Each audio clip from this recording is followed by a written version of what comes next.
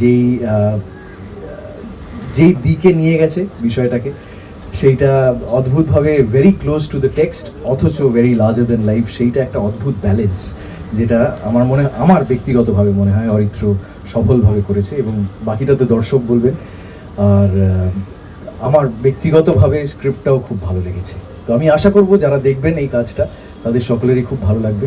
এখানে যারা রয়েছেন আমরা সকলে, এছাড়াও আরও অনেকে রয়েছেন যারা এই কাজটার সঙ্গে যুক্ত, আমরা সকলে মিলে একটা দারুণ কিছু এই পয়লা বৈশাখে উপহার দিতে চাই দর্শকদেরকে। আশা